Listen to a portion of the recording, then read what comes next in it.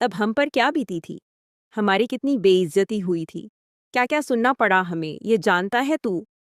तुझे क्या फर्क पड़ता है? पीठ दिखाकर तू चला गया और आज मुंह उठाकर वापस भी आ गया। कोई इतना घटिया, इतना बदतमीज और इतना बेशर्म कैसे हो सकता है?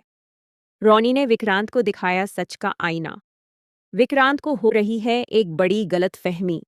दुआ है धैर्य और मन्नत की बेटी।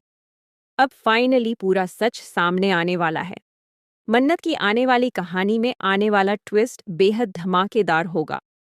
दोस्तों, कहानी में आप देख रहे हैं कि मन्नत दुआ को लेकर बेहद परेशान है। दुआ को जबरदस्ती याशिका के गुंडे और एक महिला खराब बर्फ वाला गोला खिला देते हैं।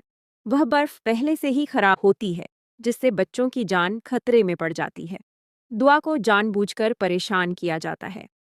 हालांकि विक्रांत समय पर दुआ को बचा लेता है, लेकिन मन्नत को लगता है कि विक्रांत ही दुआ को नुकसान पहुंचा रहा है। इसी वजह से मन्नत और विक्रांत के बीच एक बहुत बड़ी गलतफहमी पैदा होने वाली है। विक्रांत को यह लगने लगता है कि दुआ धैर्य और मन्नत की बेटी है, जबकि मन्नत को यह गलतफहमी हो जाती है कि युवी विक्रांत और याशिका का बेटा है।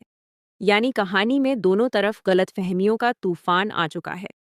विक्रांत गुस्से में आकर तोड़फोड़ करता है, यहाँ तक कि अपनी ही गाड़ी को नुकसान पहुंचा देता है।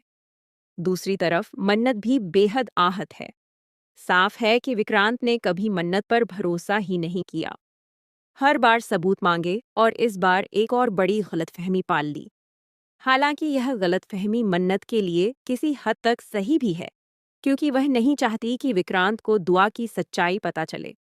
उसे डर है कि अगर विक्रांत को पता चल गया कि दुआ उसकी और मन्नत की बेटी है, तो वह दुआ को उससे छीन लेगा और मन्नत को कभी स्वीकार नहीं करेगा, क्योंकि उसने कभी मन्नत पर भरोसा किया ही नहीं।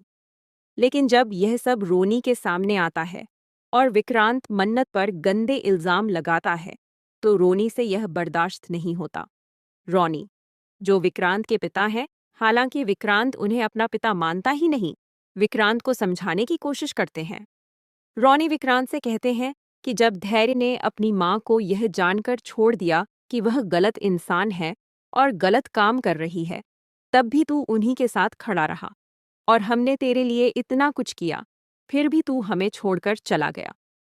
इतना सब कहने और समझाने के बाद भी क्या विक्रांत को समझ आएगी? क्या वह सच जानने के बाद मन्नत के पास वापस लौटेगा? अपनी राय हमें कमेंट में ज़रूर बताइए। क्या आप चाहते हैं कि विक्रांत की आंखें खुलें या फिर वह अब भी मन्नत और दुआ से दूर ही रहे?